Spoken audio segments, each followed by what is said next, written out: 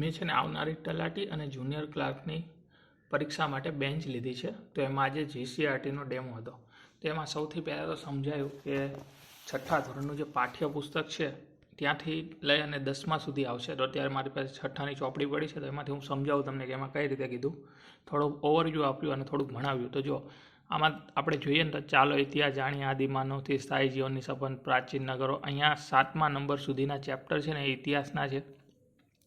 પછી ભારત વર્ષની ભવ્યતા એટલે આ થોડોક વારસો થઈ જાય.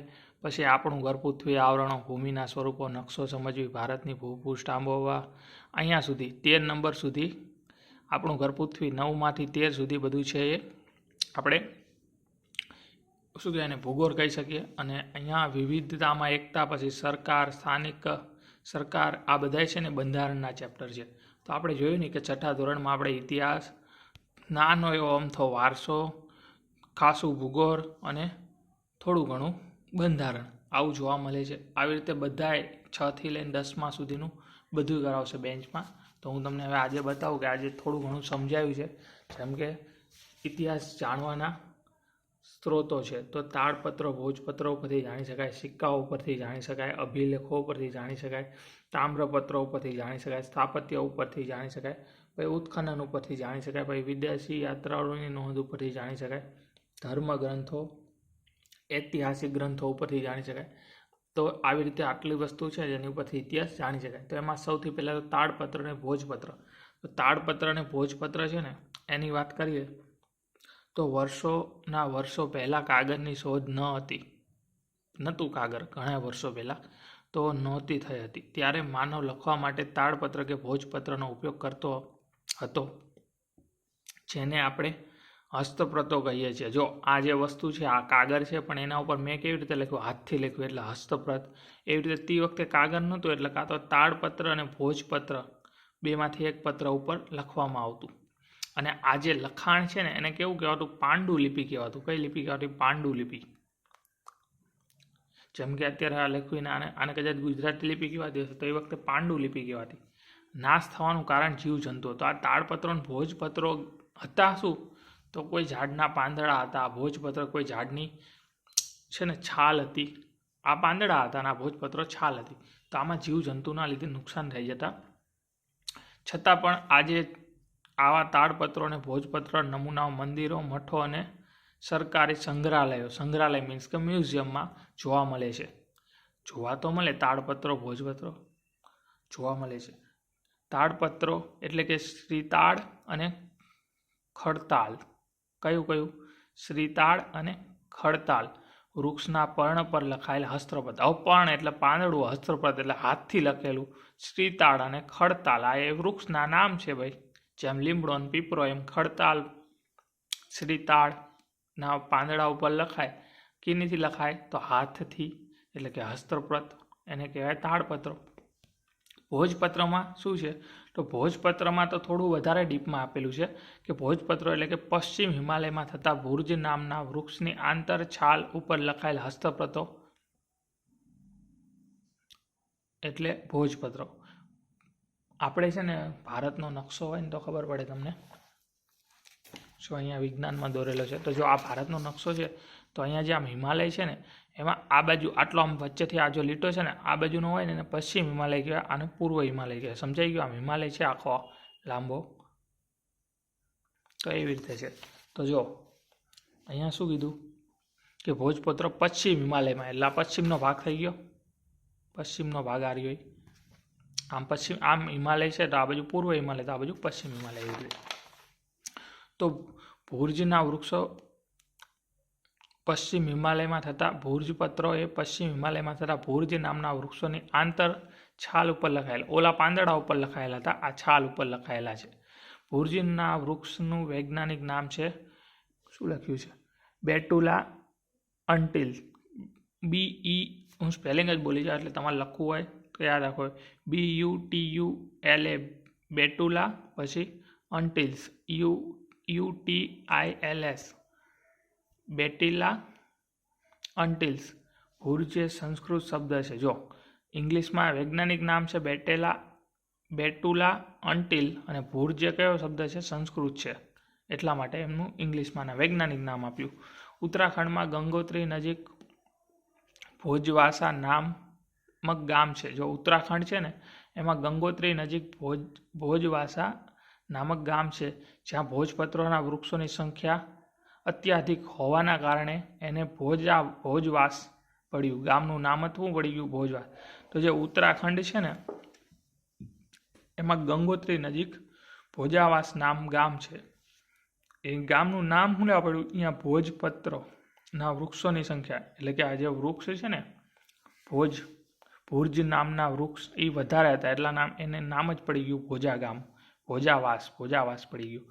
પણ અત્યારે કેવું થયું કે આ એક વસ્તુ છે ને, આ ભુર્જ વૃક્ષ છે ને એને લોકો પવિત્ર માને છે, એટલા માટે કાપીને ઘરે લઈ જવા માંડ્યા. એટલે પરંતુ આજે માત્ર ગણ્યા ગાંઠિયા જ વૃક્ષો બચ્યા છે. તાડપત્રો અને ભોજપત્રોના નમૂનાઓ. તો હવે આપણે વાંચી લીધું કે તાડપત્ર છે તો એ પાંદડા ઉપર લખેલું છે, ભોજપત્ર છે તો હિમાલયમાં થતા ભુર્જ નામની વનસ્પતિની વૃક્ષની પાત્રી આંતર છાલ પર. પણ આપણે એમ થાય કે ચાલો ને આપણે જોવા જ આવી, તો એ ક્યાં જોવા મળે? તો તાડપત્રો અને ભોજપત્રોના નમૂનાઓ, તો એક તો ગુરુકુલ કાગડી વિશ્વવિદ્યાલય મ્યુઝિયમ, ગુરુકુલ કાગડી વિશ્વવિદ્યાલય મ્યુઝિયમ જે હરિદ્વાર એટલે કે ઉત્તરાખંડમાં છે. પછી ચંબલ મ્યુઝિયમ જે ઇટાવા એટલે કે યુપીમાં છે. પછી ટ્રાઇબલ હેરિટેજ મ્યુઝિયમ જે ઉત્તરાખંડમાં છે. ઉત્તરાખંડમાં બે છે, એક તો ગુરુકુલ કાંગડી વિશ્વવિદ્યાલય મ્યુઝિયમ અને હેરિટેજ મ્યુઝિયમ, બંને ઉત્તરાખંડમાં છે અને બંને જગ્યાએ તમને તાડપત્ર ભોજપત્ર જોવા મળે. પછી ચંબલ મ્યુઝિયમ ટ્રાઇબ્સ તો ઉત્તર પ્રદેશ. પછી નેશનલ મ્યુઝિયમ કહેતો તો આપણું દિલ્હી. અને એક છે palm leaf manuscript museum, palm leaf manuscript museum જે કેરળમાં આવેલું છે. તો આવી રીતે આટલા મ્યુઝિયમ છે જ્યાં આપણે તાડપત્રો અને ભોજપત્રો જોવા મળે છે. ત્યાંથી આગળ જઈએ તો તાડપત્રોમાં જોવા મળતી ભાષાઓ. તો તાડપત્ર છે ને એમાં જોવા મળતી ભાષા સંસ્કૃત, તમિલ અને પ્રાકૃત છે. તો સરે એક શોર્ટકટ આપી છે, આપણે સ્ટોપ શબ્દ છે ને એમાં ઓ કાઢી નાખવાનો. સ્ટોપ શબ્દમાં શું કરવાનો? ઓ એટલે 0 કાઢી નાખવાનો. બાકી વધ્યું એસ ટી પી. એસ એટલે સંસ્કૃત, પી એટલે તમિલ, અને આજે એસ એટલે સંસ્કૃત, ટી એટલે તમિલ અને પી એટલે પ્રાકૃત. એટલે આવી રીતે યાદ આવી જાય કે તાડપત્ર જોવા મળતી ભાષાઓ સંસ્કૃત, તમિલ અને પ્રાકૃત હતી. STOP સ્ટોપમાં STP યાદ રાખવાનું. એસ એટલે સંસ્કૃત, ટી એટલે તમિલ અને પી એટલે પ્રાકૃત, સંસ્કૃત, તામિલ, પ્રાકૃત. તાડપત્રો અને ભોજપત્રો સંગ્રહાલયોમાં પોથી સ્વરૂપે પણ સચવાયેલા છે. પોથી મીન્સ કેવું ખબર? એક પેજ ઉપર બીજું પેજ હોય. જેમ કે જો આ એક પેજ છે, આ એના ઉપર આ જો આ એક છે, બીજું એની ઉપર છે અને આ આમ બાંધવાય, તો આને પોથી સ્વરૂપે કહેવાય. બીજું કાંઈ છે ને એમાં. પછી તાડપત્રો અને ભોજપત્રો પોથી સ્વરૂપે સંગ્રહાયેલા છે. કવિતાઓ, નાટકો, વાર્તાઓ અને મહાકાવ્યો પણ તાડપત્ર અને ભોજપત્ર પરથી મળી આવે છે. તો જો આ તાડપત્ર અને ભોજપત્ર છે ને એમાં જંતુઓના લીધે નાશ થતું હતું, એટલા માટે આમાં કવિતાઓ, નાટકો, વાર્તાઓ અને મહાકાવ્યો લખાતા. જેમ કે રાજાએ કોઈને જમીન દાનમાં આપી હોય તો એનું વહીવટ આની ઉપર નહોતું થતું. ભાઈ રાજાનો યુદ્ધમાં વિજય થયો હોય તો એનું નથી આમાં કરતા, કેમ કે આ લાંબો સમય સુધી ટકી શકે પણ ગેરંટી ન હોય કે ટકશે જ. એટલા માટે તો કવિતાઓ, નાટકો, વાર્તાઓ, મહાકાવ્યો અને તાડપત્ર અને ભોજપત્ર પરથી મળી આવ્યા છે. તાડપત્રો કે ભોજપત્રોમાંથી જાણવા મળતી બાબતો, તો તેમની ભાષા, જીવન જીવવાની પદ્ધતિ. તો તાડપત્ર અને ભોજપત્ર પરથી આપણે પહેલાંના લોકોની ભાષા જાણી શકીએ કે જેમ કે આપણે ખબર પડી કે તો તમિલ, પ્રાકૃત, સંસ્કૃત ભાષાઓથી વંચિત હતા. પછી જીવન જીવવાની પદ્ધતિ, સામાજિક માન્યતાઓ, ધાર્મિક રીતિ રિવાજો, રાજાઓની જીવનશૈલી, વિજ્ઞાન, શિક્ષક, દવાઓ, પ્રાણીઓ વગેરે આ બધું તાડપત્રમાંથી આપણે જોવા મળે છે. તો હવે આપણે આગળ આવી જઈએ સિક્કાઓ ઉપર. તો સિક્કાનું શાસ્ત્ર, સિક્કાનો અભ્યાસ ને મુદ્રા શાસ્ત્ર કે નિષ્ક વિદ્યા, શું કહેવાય? નિષ્ક વિદ્યા કહે છે. અંગ્રેજીમાં તેને ન્યુમિસ્મેટિક કહે છે. આ પૂછાઈ ગયેલું છે કે સિક્કાઓનું શાસ્ત્ર અને અંગ્રેજીમાં શું કહેવાય? તો ન્યુમિસ્મેટિક કહે છે. સિક્કાઓના ઇતિહાસ જાણવાનું અગત્યનું માધ્યમ છે. સિક્કાઓ ઇતિહાસ જાણવાનું અગત્યનું માધ્યમ છે. સિક્કાઓ પરથી સમય છે, ધાતુ છે, રાજાઓનું નામ છે, તેઓનો ધર્મ છે, સંસ્કૃતિ છે, કલા છે, સામ્રાજ્ય છે, ભાષા છે, આર્થિક સમૃદ્ધિ વગેરે માહિતી મળે છે. તો જો સિક્કાઓ પરથી સમયમાં ખબર પડે. કેવી રીતે ખબર પડે? ચાલો પછી છે તો જો અલગ અલગ રીતે ખબર પડે તો અમુક સિક્કા ઉપર છે ને સાલવાળી લખેલી હોય તો એના ઉપરથી સમયની ખબર પડે. પછી બીજો શબ્દ શું છે? ક્યાંય ગયો? સિક્કાઓનો ઇતિહાસ જાણવા મળે. અગત્યનું સાધન છે તેના પર સમય. પછી ધાતુ. તો જો ધાતુ તો આર્થિક સ્થિતિ. ધાતુ છે તો બહુ રાજા સમૃદ્ધ હોય તો સોનાના સિક્કા હોય, થોડો ઓછો હોય તો ચાંદીના હોય, એના કરતાં થોડો ઓછો હોય તો કાંસ્યના હોય, એનીથી થોડોક ઓછો સમૃદ્ધ હોય તો તાંબાના હોય, હાવ ઓલું હોય તો શીશાના હોય, ને હાવ એટલે હાવ નાઈ ગયા હોય તો પછી પથ્થરના જોવા મળે. તો એની આર્થિક સ્થિતિ ખબર પડતી. ખબર પડી ગઈ. પછી રાજાઓનું નામ, તો એમને રાજાઓનું નામ લખાવેલું હોય. પછી તેમનો ધર્મ, તો આપણે ખબર છે સ્વસ્તિક ચિહ્ન આવે છે ઓલું, એવું આ રહ્યું સ્વસ્તિક ચિહ્ન. પછી ગરુડવાળા સિક્કા તમે જોયા હશે, જેમ કે ગુપ્ત કાળમાં હતું એ. તો એવી રીતે ધર્મની ખબર પડે. ત્યાર પછી છે સંસ્કૃતિ છે, કલા છે. તો સંસ્કૃતિ કલામાં જોઈએ તો આપણે ક્યાંય ગયું? અહીંયા લખેલું છે સમુદ્રગુપ્ત. એટલે ગુપ્તકાળ છે ને એમાં જે સમુદ્રગુપ્ત છે ને એના સિક્કાઓમાં એને વીણા વગાડતો જોયો છે. એટલે આપણે એના ઉપરથી સંસ્કૃતિ કલાની માહિતી મળે. કલા છે એક પ્રકારની. પછી સામ્રાજ્ય. સામ્રાજ્યમાં કેવું છે? જેમ કે આ ભારત છે, શું અહીંયા આ ભારત છે તો અહીંયા જો અહીંયાથી અહીંયાથી અહીંયાથી અહીંયાથી પછી અહીંયાથી પછી અહીંયા પાકિસ્તાન છે અહીંયાથી, પછી અહીંયા ચાઇના છે અહીંયાથી, પછી અહીંયા અફઘાનિસ્તાન છે અહીંયાથી બધેથી છે ને આપણે ગુપ્તકાળના સિક્કા મળ્યા તો આપણે એના ઉપરથી ખબર પડે ને કે ગુપ્ત ડેસ્ટિની કેટલી જગ્યાએમાં ફેલાયેલું હશે. એવી રીતે.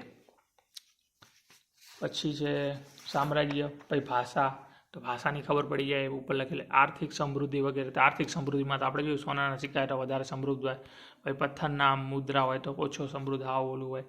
પછી સૌથી હવે થોડુંક જગ્યા અહીંયા છે તો એ હારે નથી લેવું, પાછળથી લઈ લઈશું આપણે. અત્યારે પાછા અહીંયા આપણે આવી જઈએ જ્યાં હતા અહીંયા, તો આપણે જોઈ લીધું. પછી વિશ્વમાં સૌથી જૂના સિક્કાઓ, તો જો લીડિયન સ્ટેટસ ને વિશ્વના સૌથી જૂના સિક્કાઓ માનવામાં આવે છે. કેને? લીડિયન સ્ટેટસ ને વિશ્વના સૌથી જૂના સિક્કા માનવામાં આવે છે. શેના બનેલા હતા? તો સોના અને ચાંદીના મિશ્રણમાંથી બનેલા હતા. વર્તમાનમાં કયો દેશ છે? તો તુર્કીના લીડિયા પ્રાંતમાં, તુર્કી છે ને ત્યાંથી મળ્યા છે આ સિક્કા, સૌથી જૂના વિશ્વના સિક્કા. ક્યારે મળ્યા? તો ઈસવીસન 600 BC. તો ઈસવીસન પૂર્વે 600. તો છઠ્ઠા ધોરણની ચોપડીમાં ઈસવીસન બીસીન બધું આપેલું, એસીન બીસીન ડીસીન બધું આપેલું છે. તો એ બધું આવશે લેક્ચરમાં, સર પણ સમજાવશે એમ કીધું હતું. ભારતમાંથી સૌથી જૂના સિક્કા, તો આપણે પહેલાં વાંચી ગયા કે વિશ્વના સૌથી જૂના સિક્કાઓ. તો વિશ્વમાં સૌથી જૂના સિક્કાને શું કહેવાય? લીડિયન સ્ટેટસ. જે વિશ્વના સૌથી જૂના સિક્કા છે કયો સમય છે? એનો ઈસવીસન પૂર્વે 600. શેના બનેલા છે? સોના અને ચાંદીના મિશ્રણમાંથી. ક્યાંથી મળ્યા? તો તુર્કીમાંથી. ક્યાંથી મળ્યા? તુર્કીમાંથી. હવે ભારતના સૌથી જૂના સિક્કાઓ, તો ભારતમાં છે ને ઈસવીસન પૂર્વે 5મી સદી એટલે કે ઈસવીસન પૂર્વે 500.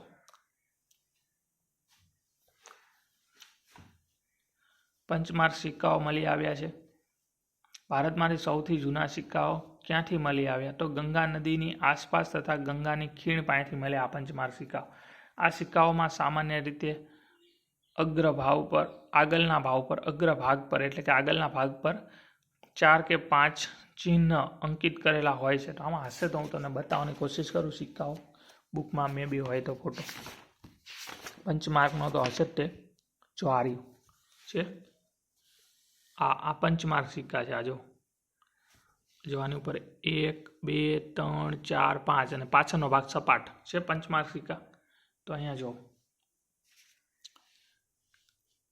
આ સિક્કાઓ સામાન્યતઃ અગ્રભાગ પર 4 કે 5 ચિહ્ન હોય. તો આપણે જોયું ને 5 ચિહ્ન હતા અંકિત કરેલા હોય છે, જ્યારે એના પુષ્પ ભાગ પર તદ્દન કોરો હોય છે. એટલે પાછળનો ભાગ કેવો છે? એકદમ કોરો છે. જોઈ લો, બુકમાં દોરેલું છે. પાછળનો ભાગ કોરો, આગળના ઉપર 1 2 3 4 5 નિશાન છે.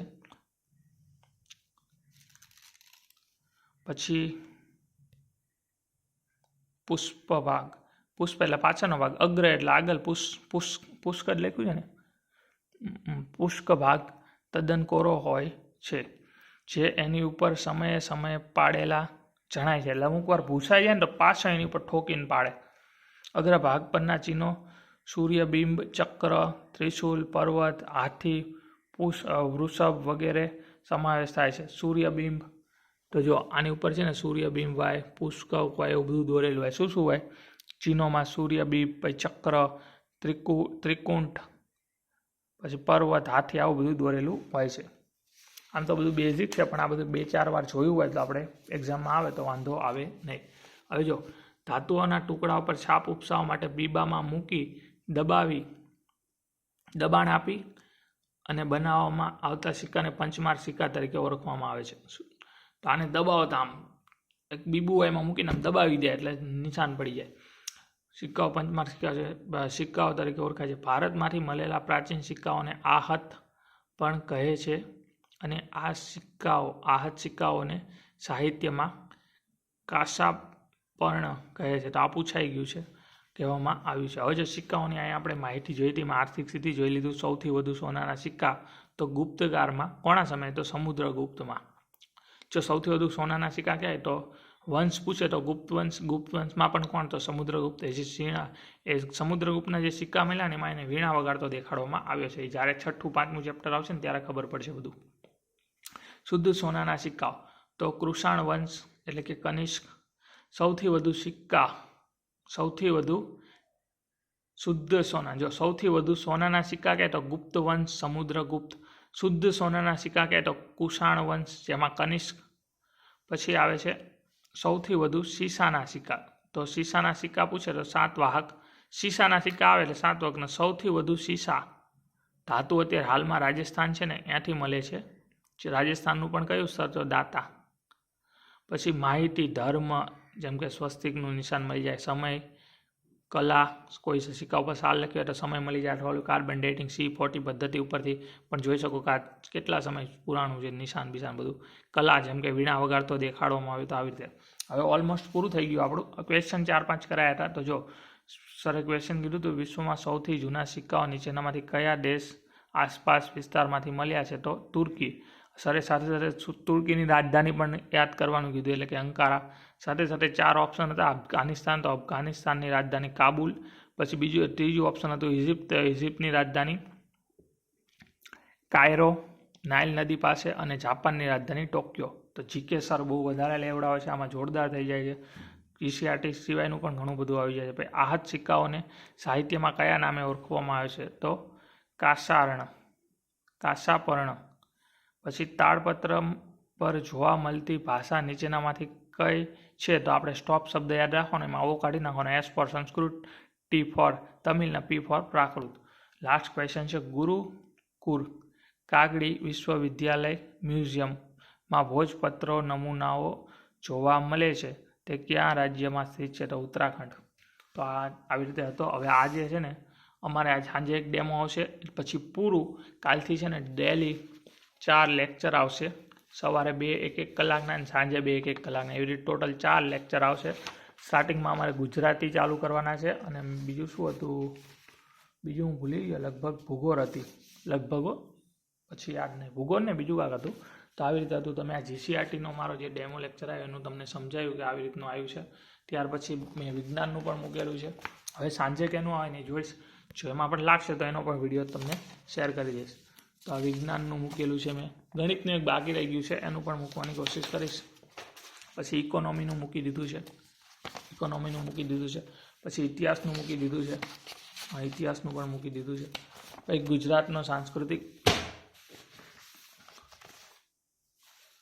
ગુજરાતનો સાંસ્કૃતિક વારસો એનું પણ મૂકી દીધું છે વિડીયો. પછી વિજ્ઞાન અને ટેકનોલોજી છે એનું પણ મૂકી દીધું છે, સાયન્સ એન્ડ ટેકનોલોજી. પછી બંધારણમાં તો છે ને સરે સિલેબસને બંધારણ સમજાવ્યું હતું એટલે એનો મેં ડેમો કરીને મૂકી દીધું છે વિડીયો. અને એમાં તમારો રિસ્પોન્સ પણ સારો આવ્યો છે. અરાઉન્ડ 30-40 જણાએ જોઈ લીધું છે. મને નવાઈ લાગી કે આટલા બધા લોકોએ જોયું છે મારું વિડીયો. એક પેનના કાગળવાળાનું ખબર નહીં કેમ. તો સારું કહેવાય. અને ગુજરાતીનો પણ મેં મૂક્યો હતો, એમાં પણ 20 જણાએ જોયું છે. ગુજરાતીમાં પણ સિલેબસ નહોતો કરાયો સરે. ગુજરાતીમાં પ્રોપર બધું સમજાયું હતું.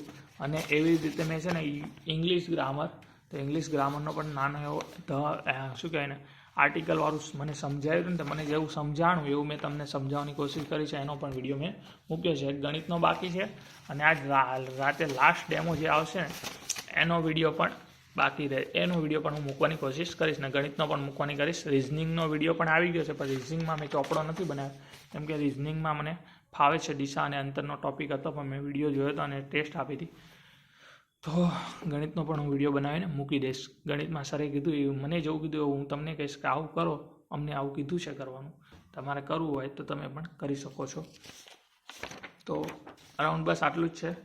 અને જીસીઆરટી તો અમારે છેલ્લે લેક્ચર આવશે. અત્યારે તમારે ગુજરાતી વ્યાકરણ અને બીજું શું હતું યાર,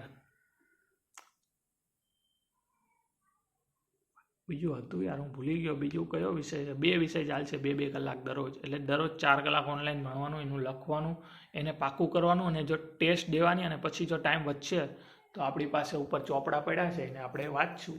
બાકી 4 લેક્ચરનું તો કરવું પડશે પહેલાં. એ વસ્તુ અલગ છે. જો અહીંયા ચોપડા તો ઘણા બધા પડ્યા છે, એવું નથી. જીસીઆરટીના ચોપડાએ બતાવું તો ઘણું વધી જાય, પણ એવું છે પહેલાં જેટલું કરવા જેવું છે. જે સર કહે છે એટલું કરશું, પ્લસ ટાઈમ વધશે તો બીજું વધારાનું કરીશ. એટલે એટલું તો પૂરું કરવું પડશે. તો બસ આટલું જ છે વિડીયો. હવે ગણિતનું એક બાકી છે, એ બનાવીને મૂકવાની કોશિશ કરીશ. અને સાંજે જેનો ડેમો લાસ્ટ ડેમો કેનો છે એ તો મને યાદ નથી, પણ આવશે મે બી, એનું પણ હું વિડીયો બનાવીને મૂકવાની કોશિશ કરીશ.